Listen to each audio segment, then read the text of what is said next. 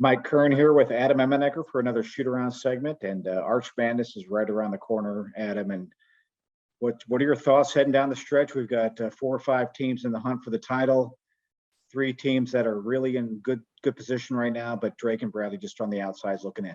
Yeah, and I think we pretty much locked up the Thursday games, right? You have Evansville struggled against a Drake team just on Wednesday night, and they were playing better basketball, but I think we'll probably slot into that 10 lead. And then Illinois State, Indiana State, and Valpo, all dangerous for different reasons in that Thursday game. Illinois State, of course, no more Dan Muller for the rest of the year, but can Antonio Reeves and Josiah Strong string together a couple games? I mean, maybe they're as potent as a backcourt as we have in this league. Indiana State continues to play better under Coach Josh Schertz. And, I feel like there's something to build on there. I don't know that they have enough to do some damage in our Arch Madness, but how about Valpo continuing to be dangerous? And I'll tell you, Valpo is a team coming off a close game against Loyola. The second time they played Loyola tough this year. That's a team Loyola will not want to see in their first game in Arch Madness. But you mentioned it, Mike, 3 teams with 11 wins right now. So it's interesting the way the schedule worked out. We're going to have great games the last couple of weeks. Loyola, I think, is still in a position if they close strong for an at-large bid, which is great for the league. They host Drake this weekend in a revenge game and then finish at UNI. Those would be 2 huge games for the Ramblers to close out their season in that non-conference, getting that bid, that at-large bid into the NCAA tournament. Missouri State's won 5 of 6. And they close at UNI to avenge a loss at home and then host a Bradley team that, man, I don't know how Missouri State escaped with that Isaiah Mosley 3 at the end of the game in Peoria. That Bradley team has been given a number of different Valley groups, just difficulty with how they defend. So tough end for Missouri State.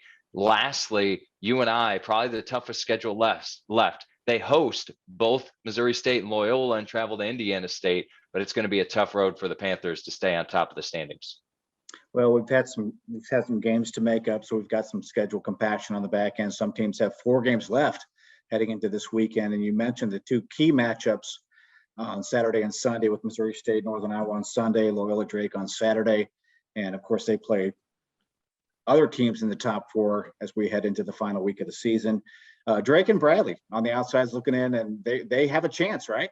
Yeah, right, I mean, sitting at 9 wins, so they're only 2 wins back, and Drake half a game up in the loss column, only 5 losses, 6 for Bradley right now. Drake plays at Loyola, which would go a long way to help bridge that gap. You bring Loyola down a loss, Drake moves up a win, and then host Indiana State, travel to Valpo, host SIU. So you mentioned it, 8 games over the course of, over just about 2 weeks. That's going to be a lot for those programs, especially heading into Arch Madness, where you hope to play 3 games in 3 days. And then, of course, Bradley, probably the easiest schedule overall, right? Playing at Missouri State, which will be a tough one, and then hosting Illinois State in a tough Valpo team. So Bradley has to like where they sit, but has to close strong. And that Missouri State game is one they're going to have to win.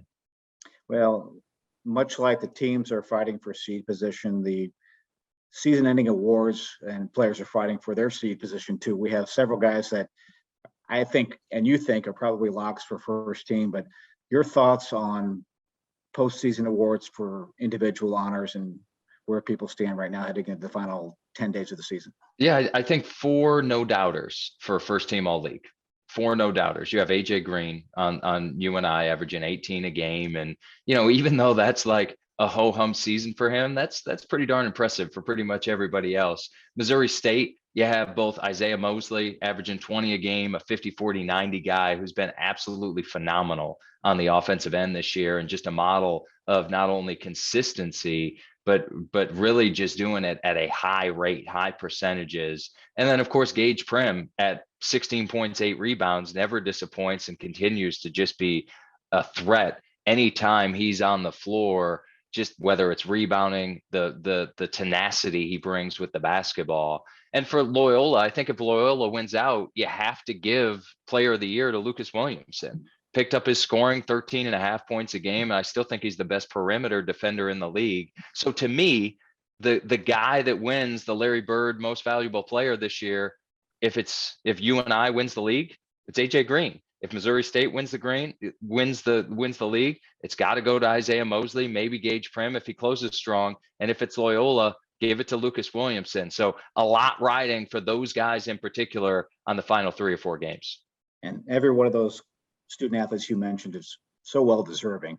Absolutely. Nobody complained about any of them winning the top honor, and each could win other honors and as well. Lucas has been our defensive player of the year before, so there's other honors to win for any of those guys. So again, Adam, exciting 7 or 8 days left in the season, and we're very excited about Arch Madness coming March 3rd through 6th in St. Louis, and looking forward to talking to you again next week.